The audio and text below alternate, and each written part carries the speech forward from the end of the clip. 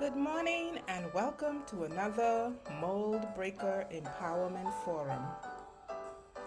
It is the season of giving thanks. Yes, Thanksgiving is here and we are spiraling into the Yuletide season known as Christmas. And as always, I am so delighted that you have decided to join me in this half an hour segment of empowering for improvement in health and well-being. I am Audrey-Mellayne, your Mould Breaker Doc. And as we have started in the last two series, we will continue with our focus on returning to ground zero and launching for success.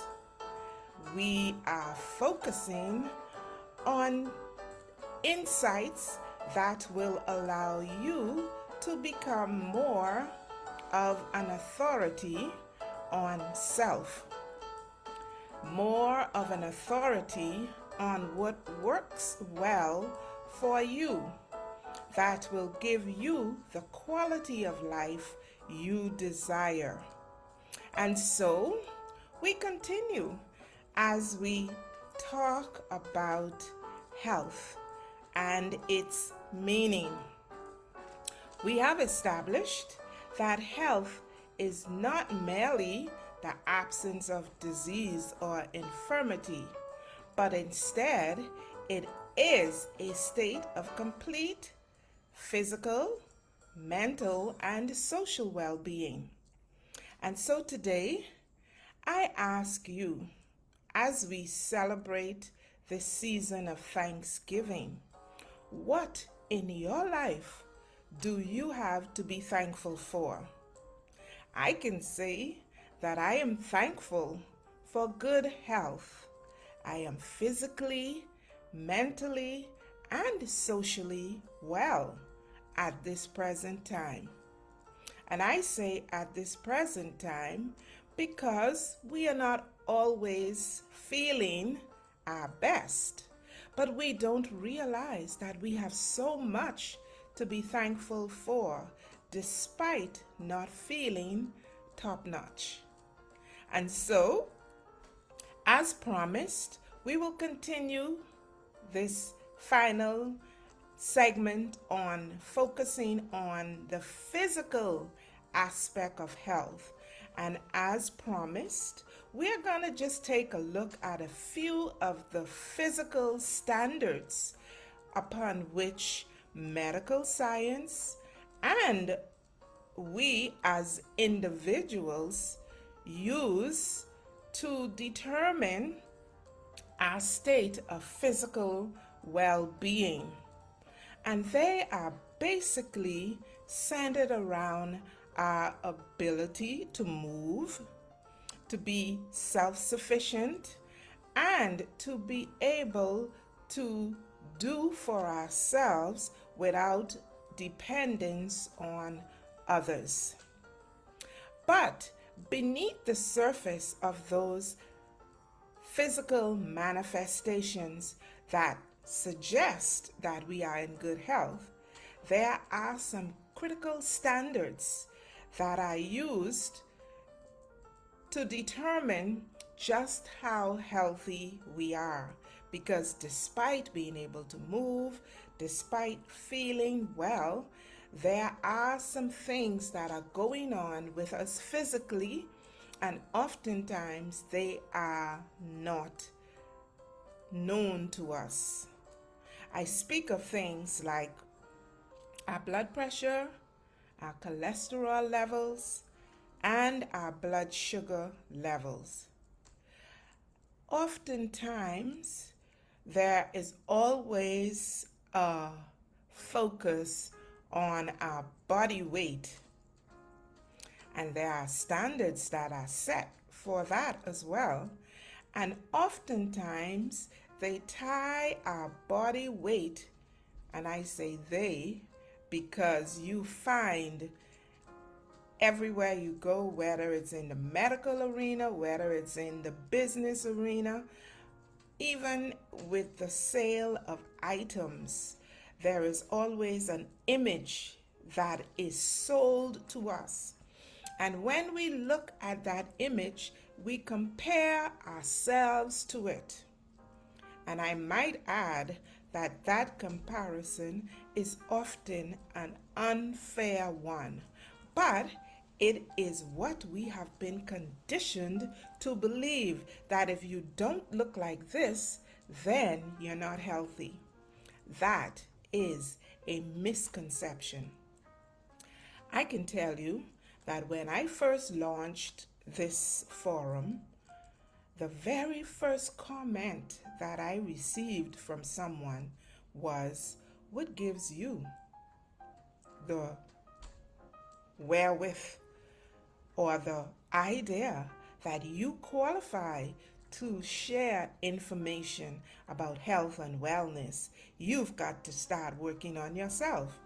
And because I have lived virtually all my life with such comments, I dismissed it. Not totally, but it caused me to do some introspection. And I realized therein lies your lifelong challenge, because people judge you according to your appearance. Again, it comes right from that very image that has been set in the media, Hollywood, or whoever you want to give the credit to. But if you are not within a certain physical dimension, people treat you as if you are inadequate, you are less than ideal, you are unhealthy, and the list of negative connotations are endless. But that is why I am here to share with you about the physical standards and how they influence our beliefs and our behaviors. So, we know that it is important that we maintain good blood pressure levels, good cholesterol levels, and good blood sugar levels, because they can negatively impact our health. This segment is not to dwell and to provide you with any information on it, because the information is out there. My goal is to help you to understand the importance of these standards, and also how they tie in with weight, physical activity, mindset. Yes, your mindset, your mental status also influence these things. And I know that we are all familiar with a word. I think it has STRESS, 6 letters in it: stress. Everyone talks about stress, but can anyone place a finger on it? And the answer is no, because what stress means to one individual, it means something different to another. And so, when we look at the physical features of our body, we realize that physically we are made up of millions of cells that make up our bony structure, our organs, even our neurological system. And collectively, they are what make up our physical state, and it is the operation, the health or state of these structures collectively that tells us whether we are in physical health or not. Now, when we think about health, we also have to take into consideration the genetic factors that predisposes us to having and maintaining good health. And based on our predisposition, that is what determines what really will work for you versus what will not. And since we are all unique, remember the fingerprint that tells us that we are unlike any other human being on this earth, despite sharing common features. Yes, we all have two eyes, we all have two ears, we all have a mouth full of teeth. Some of us have lost it due to a number of different reasons. We all have one nose with two nostrils, two hands, and the list goes on as it relates to the physical similarities between one individual and the other. But then there are genetic predispositions or genetic factors that link us more with other individuals than the general population, such as family members. And one thing about family members is that we do share a stronger physical feature, and we are also sharing in a stronger likelihood of being predisposed to certain diseases or even certain strengths, intellectual sharpness, high IQs, physical strength and stamina, resilience to cope and tolerate more than someone else is able to, and the list goes on. These are all the physical features that we are needing to be cognizant of. And so, in order for us to be cognizant of what is uniquely you, you must return to ground zero and begin to think about the physical features. Think about where you have come from. What are the things that you have inherited that makes you stronger or weaker?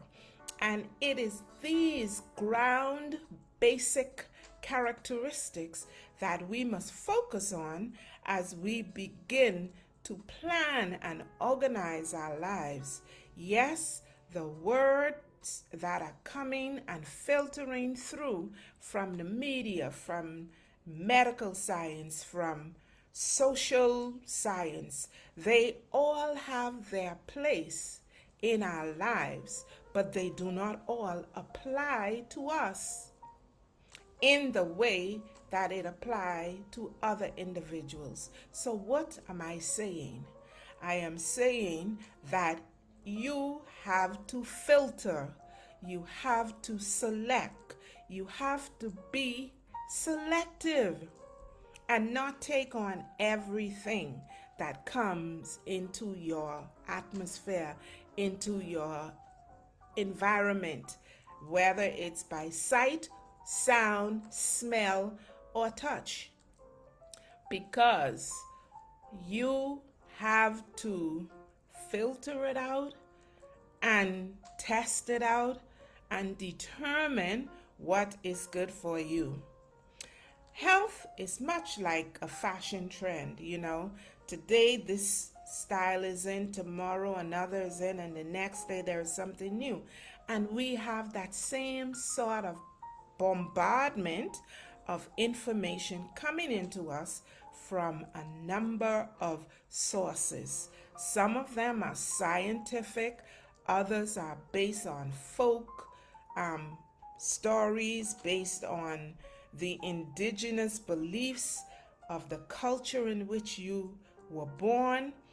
But at the end of the day, it all boils down to you and your response. I'm sure you would have noticed how frequently things are changing. And as things change, you must stay grounded, you must stay focused, because these changes will affect you. They will cause you to become a bit confused unless you are seeking to get to know on an intimate level how each aspect of all that is coming into your ears, that you are seeing, that you are experiencing, affect you on an individual, personal level. Does that make sense to you? It should, because what matters more than anything else amidst the mountainous, copious amount of information is there is a truth that applies to you. Not all applies. So what does that mean? It means that you must dig through the rubbles. You must go deep down into the surface, as if you're searching for the diamond beneath the coal and the rock and the gravel, and come up with something that makes you the better individual that you are seeking to be. So it requires of you to take time.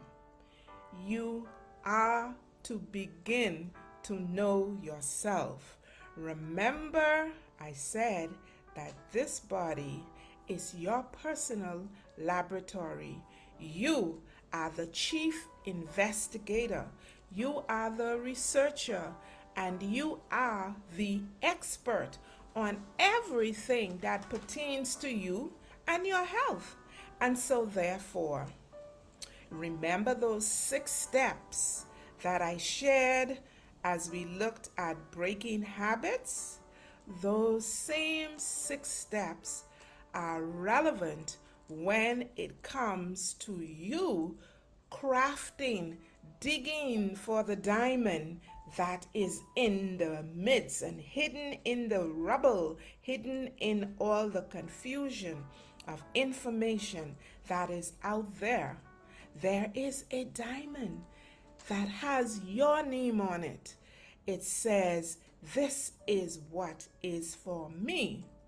In order for you to discover that diamond, you must follow the 6-step formula of taking time. Time is essential. You must be able to dig, and the more you dig, the more time it takes. But you're busy. I know you are. So are we all. But how much do you value yourself? That will determine what time you will make for yourself. And then I mentioned step number 2 is acquiring the appropriate knowledge. What knowledge do you need? What is your body type? What is your blood type? What is your blood pressure level? What is your cholesterol level? What is your blood sugar level?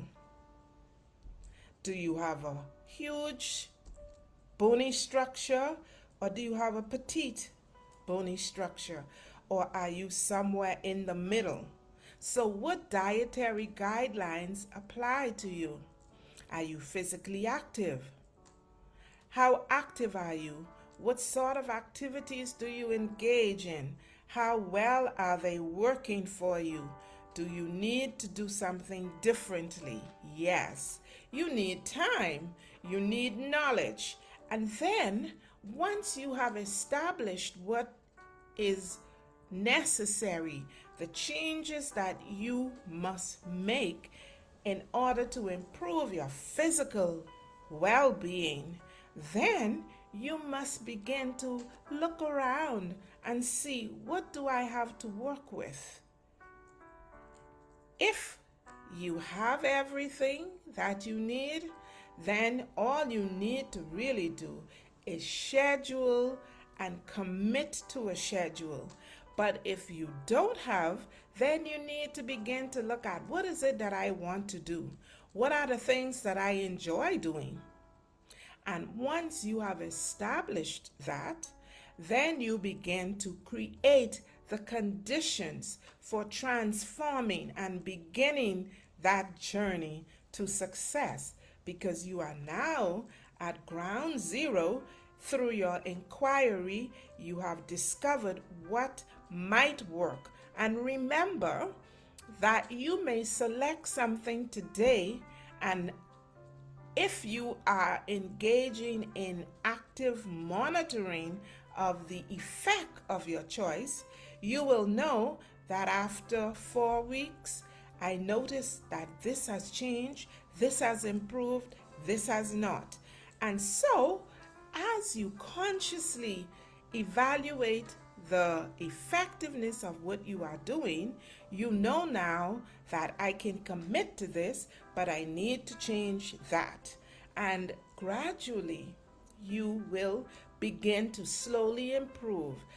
I say it didn't happen overnight. It has been a lifelong socialization process of being taught this, or being shown that, or being exposed to something that you felt might work, or simply a lifetime of simply doing nothing. And so therefore the weight creep up on you, your mobility is compromised, your health is compromised, and you need to do something about it. You then commit to doing it, and you give yourself rewards for the little steps that you make. Forget what everybody else has to say. Everybody has an opinion. They are like armpits, and you know what they say about armpits. But you are the expert of your life. So take charge. Get into the mode of being accountable for what is going on with you, because no one else cares. Nobody really cares.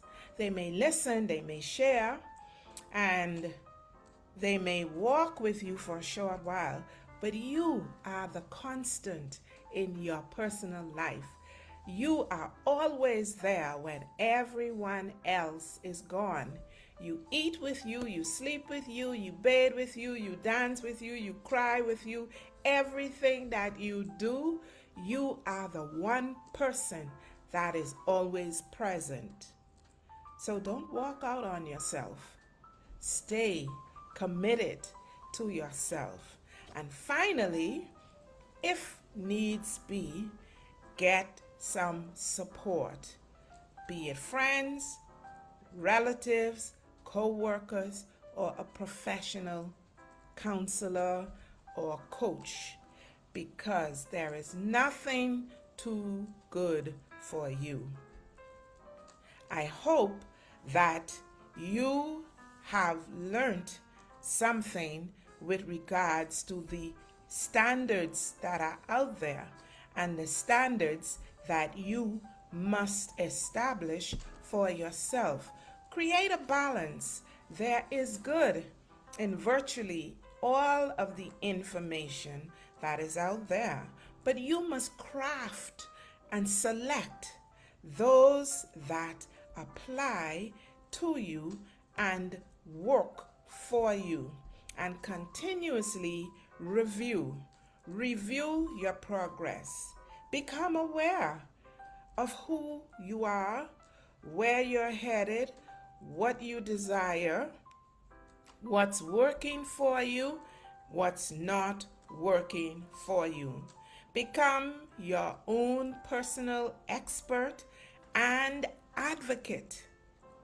Yes, your own personal expert and advocate.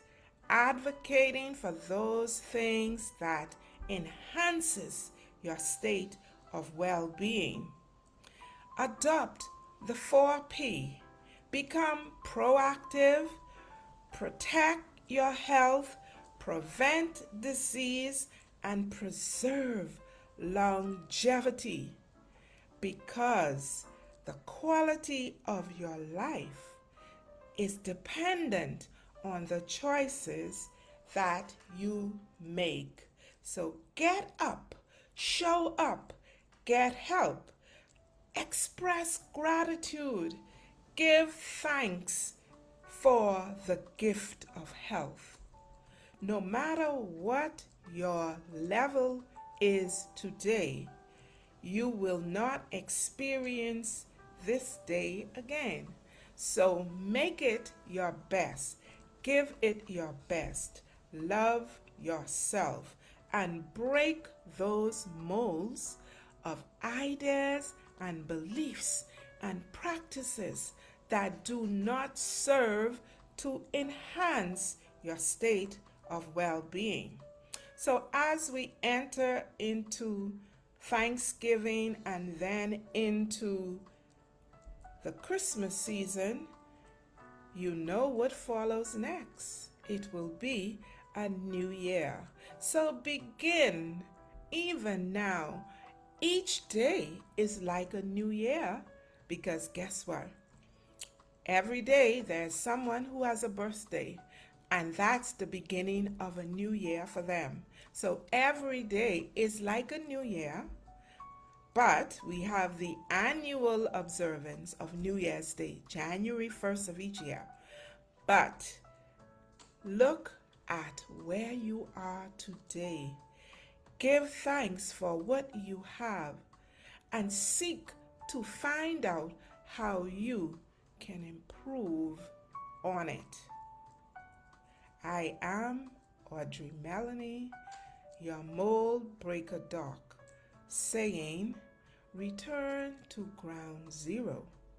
Examine your physical health and then make those necessary steps to move forward for improvement. Over the next 2 series, we will be looking at mental well-being. Remember, health is the state of complete physical, mental, and social well-being. We have looked at the physical component, and so over the next 2 sessions, we will dedicate those two to our mental well-being, and then we will end the series 2 segments on social well-being, which kind of blends right in with the season, because the season of Thanksgiving and Christmas are highly social aspects of the year. Social engagement of all sorts.